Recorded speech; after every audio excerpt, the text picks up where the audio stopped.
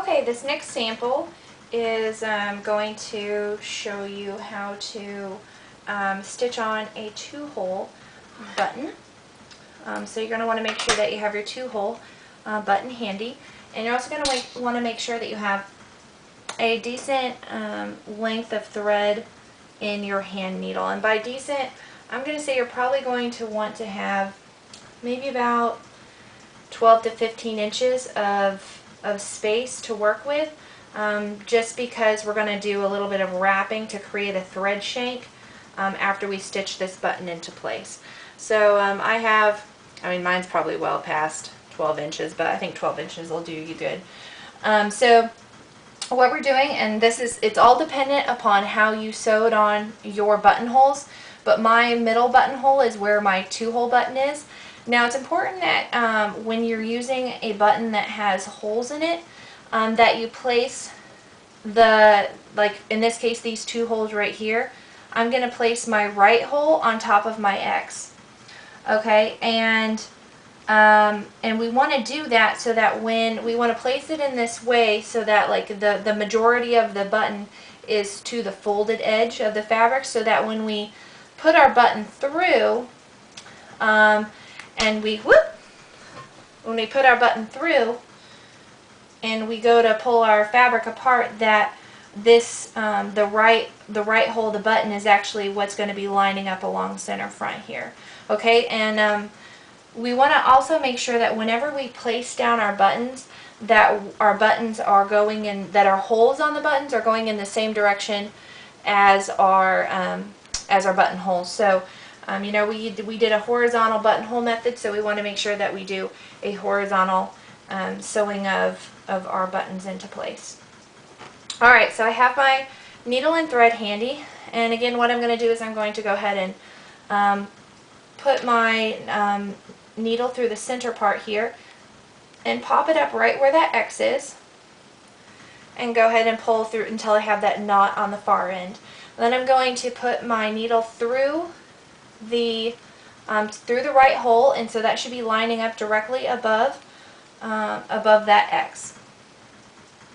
Then what I'm going to do is I'm going to poke my needle right back down. I'm going to place it through my left hole and then put it right back down about on the X, just right in that X crosshairs, and then pull that thread through. And of course my thread decided to get wound around my shank button. Okay. Okay, now while we kind of have things a little bit loose here, what we want to do is we want to grab a toothpick, and I'll bring some toothpicks to class tomorrow. And we want to place that toothpick right underneath of our thread that crossed over between both buttonholes, and then kind of pull that tight. And then what we're going to want to do is pick this up in our hand and hold kind of everything in place, and then you're going to have to kind of flip our fabric back and forth a little bit. And if you want to, you can do this one step at a time, but if you can, you want to try to manipulate your needle placement so that you're going down into that X and coming out of it the whole time. Again, like, it's not going to be the end of the world if it's not ultimately perfect, but you just want to have as little excess stitching as possible. Alright, so again, it's going to be wrapping around that toothpick here. And I'm going to take this maybe about, I want to try to keep those buttonholes as horizontal as possible. Coming up on one side, going down through the other. I think that's 3. I'm going to go for a 6 here.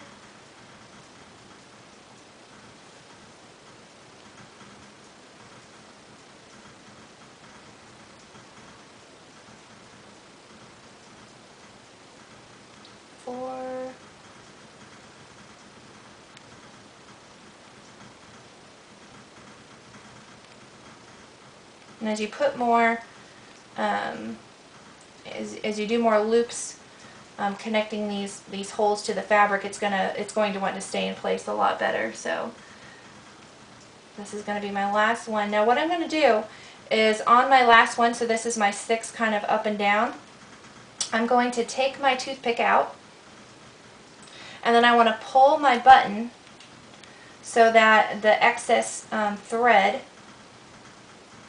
is now to the back side of the button here, and I want to place my needle through the left hole just as if I was going to continue sewing here, and then I'm going to wrap maybe 4, 5, 6 times, I think I probably did more than that, around that excess thread, and then I want to push my needle back down into the fabric so that it's coming out on the underside.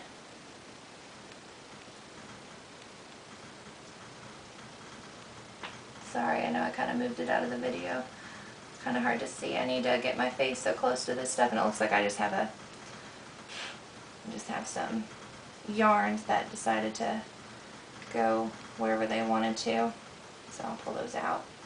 I'm just going to push that needle down through and just make sure that everything kind of glides freely. And then to tie this off, I'm just going to put my needle back through that stitching that I've done, so that creates this little lasso.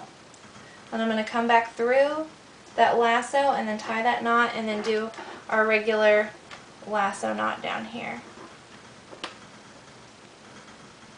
I need my little pin to help me out. Okay. Alright, and once you have that knotted, you can go ahead and trim your thread tails. I'm going to go ahead and look at this on the front.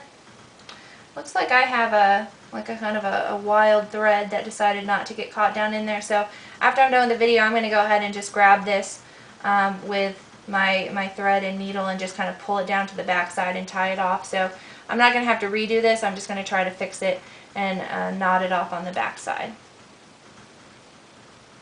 So again, this the buttonhole should be horizontal in place.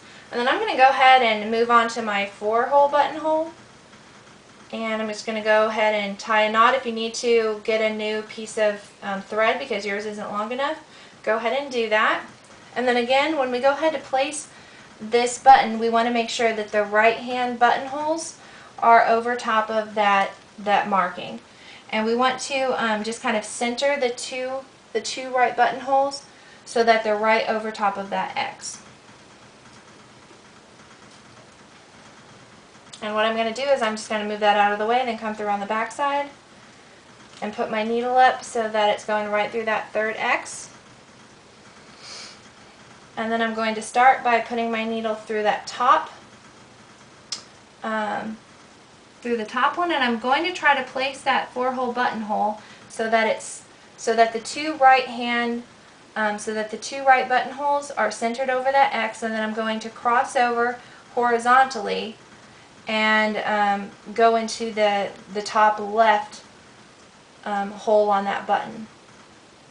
Alright, and then what I want to do is I want to grab that toothpick and slide it under that thread. Make sure that I get both of them this time. I think that might have been my problem before, is maybe I didn't get both of them. Okay, give myself a little space there. Okay. And then what I'm going to do is I'm going to go to the back side, make sure that I'm going in close to where my thread went through the first time, and I'm going to come through to the right bottom buttonhole.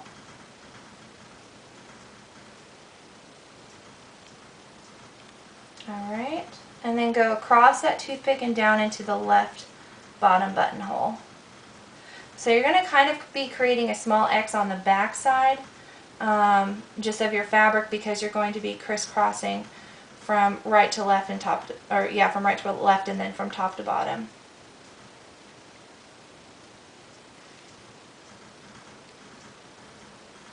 So I'm going from my right top buttonhole to my left top buttonhole, then coming back in and coming in my bottom right buttonhole, going into my bottom left buttonhole. And as you can see, I'm kind of angling my needle when I go back in, back into the fabric, kind of back towards that center front line. And what I'm doing now is I'm just kind of like poking through, feeling around, trying to get my needle to pop up through that hole. But what I'm doing is I'm angling this needle kind of back towards that center line that we have marked. Alright, and I'm just kind of feeling around, trying to get that bottom right buttonhole marking, and then I'm putting it back in the bottom left. I can line that up a little bit. Alright, and I think that was 4, so I'm going to go ahead and stop on this one. If you feel like you need to do another one, that's fine too. And then I'm going to slip out my toothpick, and I'm going to come back up through the bottom, and then I'm going to wrap all of these around each other. So I'm going to pull my button so that it's tight again, and it seems like I have a loose one again, and then wrap it around, creating a thread shank. So you can see that it's kind of creating this shank like on the shank buttons, but it's made out of thread. And then I'm going to go back down and through all those fabrics and tie a knot on the back side. Alright.